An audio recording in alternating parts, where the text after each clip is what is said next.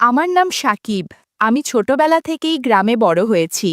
আমি যখন ক্লাস ৫-এ পড়ি, তখন আমার কিছু বন্ধু ছিল, যারা আমার চেয়ে বয়সে বেশ বড়। আমি তাদের কাছ থেকে অনেক কিছু শিখি। আমি টেলিভিশনে এইচবিও, পিএইচ টিভি বিভিন্ন চ্যানেল দেখে মস্তি করতাম। বলে রাখা ভালো, আমার বাবারা ২ ভাই আর ১ বোন। আমার বাবা সবার বড়, আর ফুফু ও কাকা ছোট। চাচি বেশ ফর্সা, দেখতে সুন্দরী, ৩০-৩২ বছর বয়স হবে। আমি যখন ক্লাস 7-এ উঠলাম, তখন থেকে আমার মধ্যে একটা চাহিদা কাজ করা শুরু করল। মনে মনে ভাবলাম, সবার মুখেতে শুধু ওইসব কথাই শুনি, কিন্তু কিভাবে কি করব তা বুঝতে পারতাম না। আমি যখন ক্লাস 6-এ পড়ি, তখন আমার ছোট চাচা সিঙ্গাপুর চলে যায় জীবিকার উদ্দেশ্যে। বাড়িতে শুধু থাকি আমার পরিবার, চাচির পরিবার, দাদা দাদি। আমি ছোটবেলা থেকেই সবার সাথে খুবই ফ্রি ছিলাম, তাই আমার সাথে সবাই অনেক ভালোভাবে মিশত। আমি যখন ক্লাস 6-এ পড়ি, তখন থেকেই আমি বাংলা গল্পের বই পড়তাম। ওইসব বই পড়ে আমি আরও বেশি উত্তেজিত থাকতাম। অদ্ভুত শিহরণ কাজ করত। মনে মনে প্ল্যান করতাম, প্রতিবেশী কোনো মেয়ের সাথে অথবা চাচির সাথে বা খালার সাথে কোনো কাজ করা যায় নাকি। আস্তে আস্তে কেন যেন আমার চাচির কথা মাথায় আসত। চাচির কথা মাথায় আসার কারণ হল, চাচা বিদেশ থাকে, চাচির অনেক ইচ্ছা, আকাঙ্ক্ষা, শখ আছে। শুধু এগুলা ভাবতে ভাবতেই কেটে গেল আরও কয়েকটি বছর, কিন্তু আমি কিছুই করতে পারলাম না। আমি এখন এসএসসি পাশ করে ফেলেছি, তবুও কিছু করতে পারলাম না। এর মধ্যে শুধু পাশের বাড়ির ২টা মেয়ের সাথে সামান্য কাজ করেছিলাম, বেশি কিছু না, গাছের জাবুরা আর ডাব দেখা, কিন্তু বেশি কিছু করে উঠতে পারলাম না। লোকলজ্জার একটা ভয় মনের মধ্যে কাজ করত। আমার চাচা বিদেশ থাকত, সেজন্যে মনে মনে ভাবতাম, চাচি চাচার সাথে কি গল্প করে সেটা জানার জন্য চাচির ফোনটা নিয়ে অটো কল রেকর্ড চালু করে রাখতাম। রেকর্ডগুলো মাঝে মাঝে শুনতাম, ভালোই লাগত। কিন্তু একদিন আমি যা শুনলাম তা নিজের কানকে বিশ্বাস করতে পারলাম না। একদিন পাশের গ্রামের এক চাচার সাথে চাচির কথা শুনলাম। এমন এমন কথা শুনে আমি আঁতকে উঠলাম। চাচি তার সাথে মেলামেশা করে, তার সাথে চাচির গভীর সম্পর্ক আছে। আস্তে আস্তে আমার আর অন্য প্রতিবেশীদের কাছে কথাগুলো শুনতাম, কিন্তু যেই আমি তাদের কাছে যেতাম, তখনই তারা অন্য প্রসঙ্গে কথা বলতো, আর নয়তো কথা বলা বন্ধ হয়ে যেত। এরকম অবস্থা দেখে আমিও সন্দেহ করতাম। আমি এবার এইচএসসি পরীক্ষা দিব, এর মধ্যে আমার এক বন্ধু একটা ফোন কিনবে, সেজন্য একদিন শহরে গেলাম, সাথে চাচি আর চাচাতো ভাই। চাচির সাথে আমি ছোটবেলা থেকেই অনেক মিশতাম, ইয়ার্কি ঠাট্টা করতাম, কেউ কিছু মনে করত না, মাঝে মাঝে অনেক ফ্রি কথা বলতাম। আমি লক্ষ্য করছিলাম, কয়েক বছরে চাচির স্বাস্থ্য বার হয়েছে, আরও কিছু পরিবর্তন চলে এসেছে। চাচির ব্লাউজের মাপ আগে যা ছিল, আর থেকে বড় মাপের ব্লাউজ পরে। চাচা বিদেশ থাকা সত্ত্বেও বেশ পরিবর্তন হয়ে চাচির চালচলনে। সেদিন কেনাকাটা করতে করতে আমাদের বেশ সময় চলে গেল। বাসায় ফিরতে ফিরতে সন্ধ্যা হয়ে গেল। কোনো এক কারণে সেদিন আমরা আর বাস পেলাম না, তার উপরে ছিল শীতের রাত। আমরা বাস কাউন্টারে অনেকক্ষণ অপেক্ষা করার পর একটা প্রাইভেট সিএনজি পেলাম। প্রাইভেট সিএনজিতে আবার ৫ জন করে নিতে হয়। আমরা ছিলাম ৪ জন, আর একজন বাইরের লোক, মোট ৫ জন নিয়ে আমরা রওনা হলাম। চাচি আমার পাশে বসল, আমি মাঝে ডানে, আমার বন্ধু। গাড়ি চলছিল, আমি মাঝে মাঝে চাচির সাথে ধাক্কা লাগছিল। এমন একটা ভাব নিচ্ছিলাম যেন আমি ঘুমিয়ে পড়েছি। ঘুমের ঘরে ওরকম করছিলাম বলে কিছু বলছিল না, তবে আমার বেশ ভালো লাগছিল। ঘণ্টাখানেকের আগেই আমরা বাড়িতে এসে পৌঁছালাম। চাচির সাথে আমার কথাবার্তা একটু কম কম হতো আগের তুলনায়। এর মাঝে আমি শহরে ভার্সিটিতে ভর্তি হয়ে গেছি, এখন শহরেই থাকি। মাসখানেক পর কিছুদিনের জন্য বাড়িতে গেলাম। বাড়িতে যাওয়ার পরে আমি প্ল্যান করছিলাম কিভাবে কোথায় চাচির সাথে গল্প করা যায়। আমি আমার প্ল্যান অনুযায়ী জায়গা খুঁজছিলাম, কোনোভাবেই আমি জায়গা ঠিক করতে পারছিলাম না, আর কিভাবে কি করব সেটাও ভেবে পাচ্ছিলাম না। এর মাঝে আমি যখন শহরে আছি, তখন একটা কোচিং সেন্টারে ভর্তি হয়েই একটা মেসে থাকতাম। সেখানে দুষ্টু বন্ধুদের পাল্লায় পড়ে বাসার মালিকের কাজের মেয়ের সাথে গল্প করেছিলাম ৩ দিন। সেখান থেকে আমার কিছু অভিজ্ঞতা আছে কিভাবে গল্প করতে হয়। বাড়িতে আসার একদিন পর দুপুরের ঘটনা। তখন বেলা ১২টার পরে বাড়িতে কেউ নেই, আর এই সময় গ্রামের বাড়িতে কেউ থাকে না, ছোটরা সবাই স্কুলে। আমি দেখলাম চাচি গোসল করার জন্য কাপড় চোপড় নিয়ে রুম থেকে বের হচ্ছে। দেখলাম ওয়াশরুমে ঢুকল। একটা বাহানা করে দরজায় গিয়ে নক করলাম। চাচি বলল, কে? আমি বললাম, চাচি। আমার গলার শব্দ শুনে চিনতে পেরে দরজাটা খুলল। আমি সাথে সাথে ভিতরে চলে গেলাম। চাচি আমাকে বলল, ভিতরে কি? আমি সরাসরি বললাম, চাচি, আমার তোমাকে অনেক ভালো লাগে। ছোটবেলা থেকেই তোমার সাথে গল্প করতে চাইতাম, তোমার সাথে সময় কাটাতে ইচ্ছে করত। চাচি অনেক ইতস্তত করছিল, বলল, এটা সম্ভব না। আমি বললাম, তোমার সাথে পাশের এলাকার অনেকেই গল্প করেছে, কিন্তু আমার সাথে গল্প করতে তোমার কি মন সমস্যা? সে বলল, আমি তোর চাচি, আমি তোর থেকে বয়সে অনেক বড়। আর কথা বাড়ালাম না, গল্প করতে আরম্ভ করলাম। প্রথমে চাচির আগ্রহ না থাকলেও ধীরে ধীরে সম্মতি জানালো আর বাধা দিল না। বন্ধুরা, তোমরা যারা একদম খোলামেলা গল্প শুনতে চাও, তারা কমেন্টে দেওয়া ওয়েবসাইট থেকে গল্প শুনতে পারো। এখানে নতুন নতুন একদম খোলামেলা গল্প দেয়া হয়। মিনিট খানেক চাচির সাথে গল্প করলাম, চাচিকে আশীর্বাদ করে কিছু প্রসাদ দিলাম। আমি যখন বের হতে যাব, তখন বলল, একটু অপেক্ষা কর, দেখি বাইরে কেউ আছে নাকি। এই বলে উঠে আগে দরজা খুলে দেখল বাইরে কেউ আছে নাকি। যখন দেখল কেউ নেই, তখন আমাকে বলল, বের হয়ে যা। এভাবেই শুরু হলো চাচির সাথে আমার বন্ধুত্বের সম্পর্ক।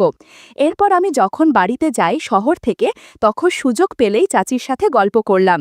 এর কিছুদিনের মধ্যে জানতে পারি চাচা ছুটিতে বাড়িতে আসবে, যার ফলে আমি চাচির সাথে আর সময় কাটাতে পারবো না। মনে মনে অনেক আফসোস করতে থাকি। ভার্সিটি ছুটি থাকার কারণে বাড়ি গিয়ে চাচির সাথে দেখা করলাম। জানতে চাইলাম চাচা নাকি আসবে। মনটা ভারী করে বলল, হ্যাঁ। আমি বললাম, আমার কি হবে? আমাকে বলল, তুই আমাকে ভুলে যা, অনেক বড় হয়েছিস, একটা সুন্দরী মেয়ে দেখে বিয়ে করে নে। আমি চাচির কথা কানে দিলাম না, শুধু বললাম, আমি তোমাকে পাশে চাই।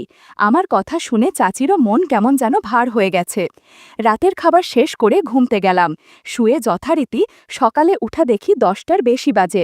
চাচিদের ওখানে গিয়ে দেখি কেউ বাড়িতে নেই, সবাই যার যার মতো কাজে স্কুলে। আমি রুমে গিয়ে দেখি চাচি টিভি দেখছে, আমাকে দেখে মুচকি হাসছে। আমি গিয়ে বিছানায় বসলাম। চাচি কিছু না বলেই বাইরে চলে গেল। বুঝতে পারলাম না হঠাৎ কি হলো। কয়েক মিনিট পরে দেখি আগের জামা কাপড় পরিবর্তন করে রুমে ঢুকলো। চাচি একটা পোলাপি ম্যাক্সি পরে আছে। ঘরে ঢুকে বলল, আশেপাশের কি অবস্থা দেখে আসলাম। আমি বললাম, তোমাকে অনেক মায়াবতী লাগছে। চাচি বলল, আর কথা বাড়িয়ে লাভ নেই, জাদুর লাঠি দিয়ে আশীর্বাদ কর। যেমন কথা তেমন কাজ। সকাল সকাল চাচির সাথে অনেক গল্প করলাম। আমি চাচির বাড়িতে 4 দিন ছিলাম। সে 4 দিনের একদিনও বৃথা যেতে নেয়নি। পরের দিন জরুরি কাজে ঢাকায় আসলাম কিছুদিনের জন্যে। এরই মাঝে চাচির সাথে ইমোতে অনেক কথা হয়েছে, ভিডিও করলে অনেক আড্ডা দিয়েছি, বেশ ভালোই চলছিল সবকিছু। পরের মাসের 2 তারিখে বাড়িতে আসলাম। বাড়িতে একটা উৎসব শুরু হয়ে গেছে, কেননা কিছুদিন পরে চাচা বাড়ি আসবে। বাড়িতে গিয়ে সবার সাথে দেখা সাক্ষাৎ করে আমি মনে মনে চাচিকে খুঁজছিলাম। হঠাৎ দেখি কলতলায় কাপড় কাচ্ছে, পেটিকোট কোমরে গোজা, হাতে সাবানের ফ্যান লেগে আছে। চাচি জানালো আজকে নাকি সে তার বাপের বাড়ি বেড়াতে যাবে। আমি বললাম, তাহলে আমার কি হবে? প্রতি উত্তরে বলল, আজ আমি আমার বাপের বাড়িতে যাব, সেখানে কেউ বেশি একটা থাকে না, এই সুযোগে ভালো মতো দুজন গল্প করা যাবে। বললাম, এদিকে আমি আজকেই বাড়ি আসলাম ঢাকা থেকে, তাই কি বলে বের হব সেটা নিয়ে বেশ চিন্তায় আছি। হঠাৎ মাথায় একটা বুদ্ধি আসলো। বাড়িতে বললাম, আমি আজকে আমার বন্ধুর বাড়ি যাব। বাড়িতে এই কথা বলে বের হলাম। সন্ধ্যার পরে এদিক সেদিক ঘুরে রাত 8টার দিকে চাচির বাপের বাড়ির দিকে রওনা দিলাম। যাবার পথে চাচির কাছে জিজ্ঞাসা করলাম, কিভাবে কি করতে হবে। চাচি জানালো তার 3টা ভাই, এর মধ্যে 2জন বিয়ে করেছে, ছোট ভাই পড়াশোনা করে শহরে। চাচির বড় ভাই চাকরি করে, এজন্য বাইরে থাকে, মাসে একবার আসে মাকে দেখতে। মেজ ভাই বাড়িতে থাকে, ব্যবসা করে, আলাদা ঘর করেছে, তাই সেখানেই থাকে। চাচির মা অর্থাৎ নানি কাজের একটা মেয়ে আছে, ওকে নিয়ে থাকে। চাচি বলেছে আমি সিরিয়াল দেখে শুয়ে পড়ব টিভি রুমে। আমি যেভাবে বলছি সেভাবে চলে আসবে, রুম খোলা থাকবে, তুমি রুমে চলে আসবে। আমি বললাম, আচ্ছা ঠিক আছে, তুমি রেডি থেকো, আজকে অনেক আনন্দ হবে। আমার পৌঁছাতে রাত 10:30 বেজে গেল। বাড়ির পাশে গিয়ে আমি মেসেজ দিলাম আমি চলে এসেছি। একটু পরে দেখলাম টিভিতে মিউজিক দিল বেশ জোরে, আর বাইরের লাইট অফ করে দিল। আমি এর মাঝে চুপি চুপি রুমে ঢুকে পড়লাম। তারপর ফ্রেশ হয়ে রাতের খাবার খেয়ে নিলাম, যেহেতু সারা রাত ডিউটি করতে হবে। খাওয়া শেষ করে রুমে একা একা শুয়ে আছি, আর ভাবছি কি ব্যাপার, চাচি গেল কই? বলতে না বলতেই চাচি হাজির। আজকে এক নতুন সাজে এসেছে। গত মাসে যে নাইট ড্রেস কিনে দিয়েছিলাম সেটা পরেছে। আজকে কত সুন্দর লাগছে সেটা বলে বোঝাতে পারবো না। চাচি আমাকে একটা ভ্যাজলিনের কৌটা দিয়ে বলল, এটা কাছে রাখ, সুবিধা হবে। তোর জন্য আজ আমি চুল ছেটে এসেছি। বেশি সময় না নিয়ে আমরা গল্প করতে শুরু করলাম। সেই ভোর রাত অবধি অনেক কিছু ঘটেছে, যা বলার বাইরে। ভোর 4টার দিকে দেরি না করে আশেপাশে তাকিয়ে বের হয়ে চলে আসলাম। এখানে থাকার মতো জায়গা না থাকায় পাশের শহরে একটা হোটেল বুক করলাম। কেননা চাচি যতদিন এখানে আছে আমিও ততদিন ডিউটি করব, কেউ বরক্ত করবে না। পরদিন একইভাবে আবার চাচির ঘরে গেলাম। আজকে আরও বেশি আড্ডা দিয়েছি। 3 দিন এভাবেই কেটে গেল। চাচি সকালে বাড়ি যাবে, তাই আমি আগেই বলে দিলাম, আমি আজকে বাড়ি থাকব না, তুমি যাও, আমি পালিয়ে রাতে তোমার কাছে যাব, তোমার সেই রান্নাঘরের পাশে গিয়ে কল দিব। সব প্ল্যান রেডি করে আমি আমার এক বন্ধুর বাড়িতে এসে ঘুমালাম। সারাদিন ঘুমিয়ে রাতে ডিউটি। রাত 12টার দিকে চাচির রান্নাঘরের ওখানে এসে কল দিলাম। তার কিছুক্ষণ পরে চাচি আসলো। সেদিন বেশি সময় না নিয়ে কিছুক্ষণ থাকলাম। পরদিন বাড়িতে চলে আসলাম। বাড়ির সবাই জানে বন্ধুর বিয়ে খেতে গেছি, কিন্তু আড়ালে যা হয়েছে সেটা শুধু আমরাই জানি। এদিকে চাচার আসার দিন ঘনিয়ে আসছে। আমি চাচিকে এজন্যে বলে দিচ্ছি, তুমি হাসি খুশি থাকবে, চাচা যেন ঘুণাক্ষরেও কিছু বুঝতে না পারে। কিছুদিন পর চাচা বাড়িতে আসলো। চাচার ফেরার দিনটা যেন উৎসবের মতো হলো। সকলে সকাল থেকে বাড়ি সাজগোজ করেছে, রান্নাঘরে টুকটাক শব্দ, আড্ডার ঝর্ণা, সবাই মিলে ভীষণ আনন্দে সময় কাটালাম। মাঝে মাঝে চাচির দিকে তাকিয়ে থেকেছি। চাচিকে যেন আরও উজ্জ্বল লাগছিল, মনে হচ্ছিল সেও ভেতরে ভেতরে কিছু লুকিয়ে রেখেছে। রাত নামতেই ঘরের ভেতরের পরিবেশ বদলে গেল। খাওয়া দাওয়া গল্পগুজব শেষ হতেই চাচা আর চাচি নিজেদের ঘরে চলে গেলেন। একে একে সবাই ঘুমিয়ে পড়ল, কিন্তু চাচা চাচির ঘরে আলো জ্বলছে। আমি দূর থেকে টের পাচ্ছিলাম সেই ঘরে এক ভিন্ন আবহ তৈরি হচ্ছে। চাচি সেজেছিলেন, নতুন সাজ যেন আরও উষ্ণ করে তুলেছিল চারপাশ। দুজনের চাপা হাসি, ফিসফিসিয়ে কথা আর পরস্পরের কাছে আসার আবেশ রাতটাকে অন্যরকম করে তুলেছিল। জানালার ফুটো দিয়ে দেখলাম চাচা সিঙ্গাপুর থেকে কিছু জামা কিনে এনেছে, যেগুলো সমুদ্র পাড়ে পরে ঘুরে বেড়ায়। চিকন ফিতেবালা জামা। আমি নিঃশব্দে দাঁড়িয়ে রইলাম। মনে হচ্ছিল দেয়ালের ওপাশে চলতে থাকা আবেগ আমি অনুভব করতে পারছি। একটু পর চাচি সেগুলো পরে আসলো। কি অপরূপ লাগছে চাচিকে। এদিকে চাচার মধ্যে এক ধরনের জিজ্ঞাসাসূচক দৃষ্টি। চাচা জিজ্ঞাসা করল, আমি যে বছর গিয়েছিলাম সে বছর তোমার স্বাস্থ্য অনেকটাই কম ছিল, কিন্তু এখন মনে হচ্ছে অনেক পরিবর্তন এসেছে।